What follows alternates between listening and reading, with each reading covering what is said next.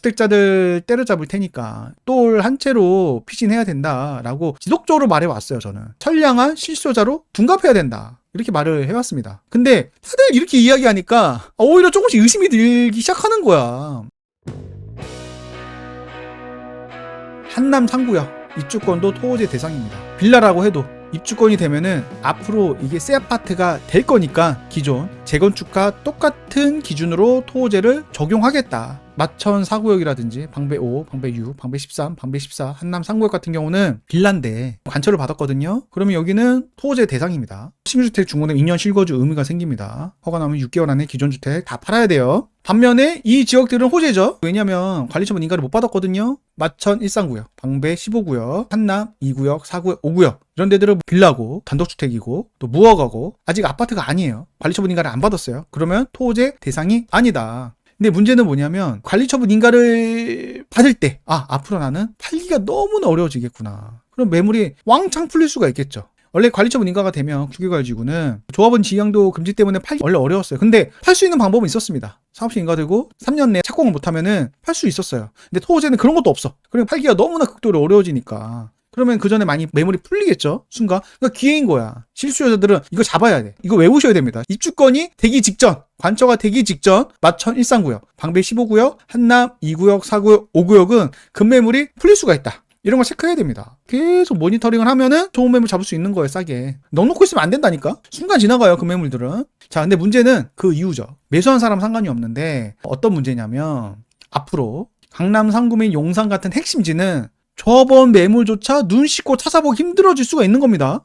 잘 생각을 해보세요. 이미 규제 지역인 강남, 상구, 용산에서 나오는 청약, 분양 물량의 경우 거주 의무가 있죠. 그래서 그나마 팔 수 있는 게 조합의 매물이었어요. 조합의 매물은 거주 의무가 없잖아요. 근데 앞으로는 토호제 때문에 거주 의무가 생긴다. 그럼 어떻게 되겠습니까? 일반 분양 물량은 원래 안 나왔고 그리고 조합원 물량도 앞으로 안 나오는 거예요. 그러니까 입주장에 매물이 안 나올 수가 있어요. 진짜. 나오더라도 오랜 원조합원 매물은 나올 수가 있겠지. 근데 물량이 얼마나 되겠습니까? 그 물량이 나중에 매물이 안 나와요. 핵심지는 매물 자체가 없는 건데 폭등하지 않겠습니까? 간혹 나오는 희소한 매물들은 호가를 엄청 올릴 거 아니에요. 그러니까 토호제로 임시 방편이야. 단기간에 너 사지 마. 토호제로 때렸어. 이게 나중에 문제를 엄청 키우는 거예요. 이거.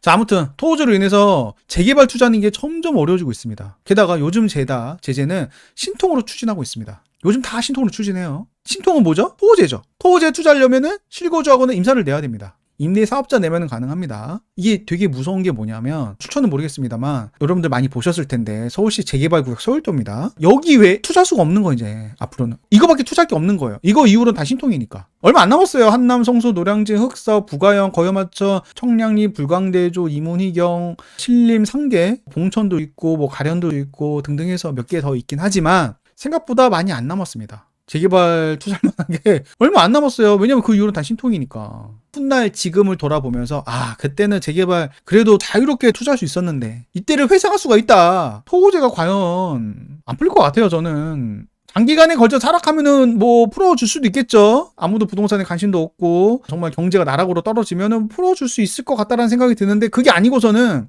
쉽지 않을 것 같다. 왜냐하면 토호제 풀고 장기간에 올라가는 걸 봤잖아. 이걸 봤는데 과연 풀 수 있을까? 서울은 계속 저는 묶어둘 것 같습니다. 서울은 투자하기가 갈수록 어려워지고 있습니다.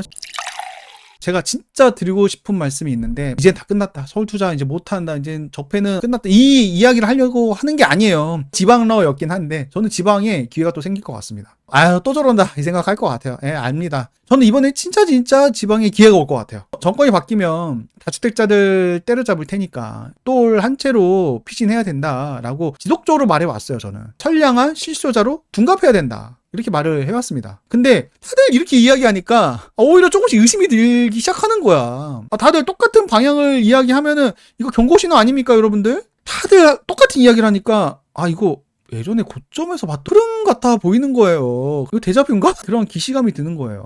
절대 저는 똘 1이 하락한다는 전망을 하는 게 아니에요. 똘 1은 똘 1대로 가는 거고 또 지방은 지방대로 갈 것 같습니다. 그래서 저는 정권이 바뀌면은 다주택자를 때려잡는 게 아니라 때려잡을 것도 같은데 이 의심이 한 번에 사라진 건 아니에요. 때려잡을 것도 같은데 근데 그들은 평균을 기초해서 균형 발전을 또 내세울 거잖아. 그래서 저는 모두의 예상과는 반대로 지금의 똘 1 양극화를 해소하면서 균형 발전을 꾀하는 파격적인 지방 살리기 정책이 나오지 않을까? 또리를 어떻게 하면 잡을 수 있을까? 그럼 고가주택 보유세 강화하겠죠. 어떻게? 주택 수가 아니라 주택 가액으로. 이 얘기 계속적으로 했잖아요. 그러면은 저가주택 여러 채 가져도 불이익을 상대적으로 안 받으니까 다주택 유인이 될 수도 있는 거죠. 그리고 서울이 아니라 지방에 한해서 취득세 규제 완화. 이거 충분히 나올 법하지 않나요? 지방에 한해서. 지금 민주당도 똘똘한 한 채의 문제점을 인식하고 있어요. 그러면은 이거 기대해봐도 되지 않을까. 다주택자 때려잡는 그 의심이 다 사라진 건 아닙니다. 약자 보호를 위해서 진짜로 임대차 10년을 도입할까? 초양극화를 초래할 텐데 과연 이걸 할까? 아니면 그들이 좋아하는 균형 발전을 위해서 고가주택 보유세를 강화하고 지방 취득세를 풀어서 양극화를 완화할까? 이러면은 욕을 먹겠지. 부자 감세라는. 하지만 균형 발전을 이룰 수는 있을 겁니다, 일부. 근데 약자 보호를 위해서 진짜로 임대차 10년을 도입하면은 지지자들은 좋아할 거예요. 아, 우리를 위해서 이런 정책을 하는구나. 하지만 나락으로 떨어지는 거죠. 초양극화를 초래할 겁니다. 그리고 월세는 더더더 오를 거고. 그걸 알면서 이거 할까? 본인의 지지율을 끌어올리려고 이걸 할까? 아니면 당장 욕을 먹고 후자를 선택할까? 고민되는 부분이죠. 이게 전자를 선택할 것 같기도 하고 다 때려잡을 것 같기도 하고. 왜냐면 이게 민생회의에서 보면은 주거위원회 명단을 보면 정말 뜨악하거든요. 변창흠 부동산 불로소득 철저히 환수해야 된다 이런 발언을 했었고, 남기업 최근 저서가 땅에서 온 기본소득 토지 배당, 땅에서 온 기본소득을 환수를 해서 배당을 해야 된다. 김용창은 불로소득이 완전 국민 공유제 필요하다 이런 발언을 했습니다.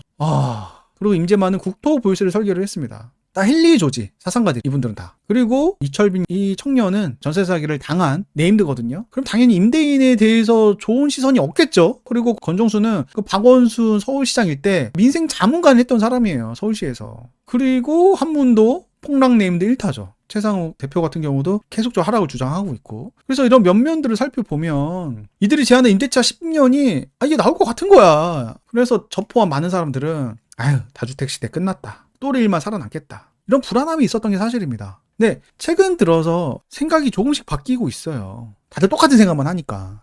이 발언이 이게 진심이었나? 10년 보자. 당의 공식 입장 아니다. 의제다, 의제. 의견 제안이니까 과격한 그런 언행 나올 수 있는 거 아니냐. 회의면은 과격한 언행도 나올 수 있는 거잖아요. 그래서 실제 정책화 과정에서는 현실을 고려한 조율이 충분히 이루어질 수도 있다. 이 10년이 아니라. 그냥 회의니까 10년 보자. 사람들이 굉장히 반대할 거거든. 견제할 수 있는 채널들이 워낙에 많기 때문에 밀어붙일 수는 없을 거예요. 저는 우리 국민들의 위대함을 믿습니다. 로인이 알 수 없는 사람 같아요. 당선되고 가면을 벗을 것 같네. 그러니까 말이 오락가락하니까 이 사람 어떤 말이 진심이야 진짜 알 수가 없어. 그러니까 이 사람은 여론에 따라서 말을 얼마든지 바꿀 수 있는 사람이구나. 이 사람은 그냥 어떤 신념주의자, 이념주의자, 그게 아니라 이재명은 여론에 따라 움직이는 그냥 포퓰리스트구나. 그래서 국민들이 멍청하면 완전히 나락으로, 국민들이 깨어있으면은 견제할 수 있고 그나마 올바른 방향으로 갈 수도 있는, 어떻게 보면은 이전 정부보다는 차라리 좀 나을 수도 있겠다 이 생각도 드는 거예요. 여전히 경계는 지운 건 아닙니다. 그러니까 재평가를 하려는 게 아니니까 너무 비관으로 이 세상 끝났다, 다 끝났다, 이민 가야 된다, 정치적인 해소도 할 수 있겠지만 그것도 공감해요. 근데 객관적인 분석을 해야 된다 생각을 해요. 재평가를 하려는 절대 아니고. 물론 민생에 참여한 주거위원회 구성을 보면은 완전히 불안이 사라졌다고 볼 수는 없습니다. 아무리 회의라고 하지만. 다만 막연한 불안에 휩싸여가지고 현실을 과도하게 비관하는 거는 오히려 시야를 흘릴 수가 있습니다. 계속 그 이야기를 하는 거예요, 제가. 그런 맥락에서 저는 생각이 조금씩 달라졌습니다. 민주당 역시 다주택자 규제의 부작용을 모르는 게 아니에요. 그리고 그 일기 신도시 특별법에 있어서도 누구보다 먼저 주장을 했고 시장 친화적인 그런 행보를 보여왔어요. 최근 이재명 대표 부동산은 소음될 때마다 문제 생겨. 이 발언만 봐도 그 인식이 드러나죠. 또 대선 출마 선언 영상에서 보면은 양극화 해소를 향한 강한 의지도 확인할 수가 있습니다. 자, 우리가 모두 잘 살게 되었는데 다들 왜 부족하게 생각하게 됐느냐. 편중되었기 때문에. 양극화 때문에 그렇다.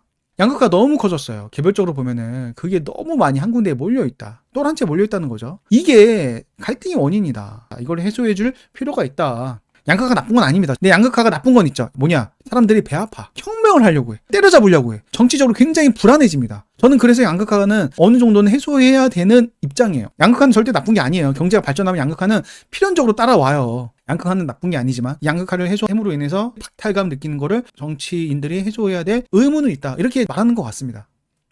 양극화를 나쁘게 보는 건가? 그러면 정말 위험한 인물인데. 정말 그럼 위험 인물이거든요. 양극화 자체를 나쁘게 보면은. 모르겠어, 아직도 이 사람에 대해서. 그래서 다시 말씀을 드리자면 양극화 해소를 하기 위해서 고가주택 보유세를 강화, 주택수가 아닌 가액으로 종부세를 충분히 개편할 수도 있는 거 아니야? 또 지방에 한해서 취득세 중과 완화. 그러면은 또 한 채에서 여러 채로 가겠죠. 많은 사람들은 진보 정권은 부동산을 때려잡고 보수 정권은 풀어준다는 고정된 인식을 갖고 있습니다. 그렇죠. 그래서 이재명 정권이 들어서면 아무런 의심 없이 다시 강한 규제가 시작될 거라고 단정짓게 되는 것 같습니다. 그 배경에는 문정부 시절의 강력한 규제 트라우마가 깊게 남아있는 것도 큰 영향을 준 것 같습니다. 저 역시 트라우마로 남아있습니다. 문정부 시즌2? 그거보다 더 센 게 나오는 게 아니야? 다주택자들 때려잡아야 된다. 이런 이야기를 계속적으로 해왔잖아. 그래서 문정부도 되게 심했는데 그보다 더 심한 정부가 들어오는 거 아니야? 저는 되게 위험인물로 판단을 했어요. 계속적으로. 그런데 과거를 거슬러 올라가면은 보수 정권의 상징인 박정희 대통령을 비롯해서 전두환, 노태우 정권 시절에 오히려 강도 높은 부동산 규제가 도입되기도 했습니다. 보세요. 규제. 반면 진보 정권의 상징인 김대중 대통령 시절에는 부동산 규제를 가감히 완화해서 시장에 숨통을 틔워줬습니다. 이때는 IMF라는 특수한 시장 상황이 있긴 했어요. 그래가지고 취득세도 감면해주고 양도세도 100% 감면해주고 여러 가지 부동산 규제 완화를 해가지고 부양을 했습니다. 드리고 싶은 말씀은 보수는 늘 부양하고 진보는 항상 규제한다는 인식은 사실과 다르다는 거예요. 부동산 정책은 결국 그 시대의 상황과 흐름에 따라 얼마든지 달라질 수 있습니다. 되게 중요한 시사점입니다.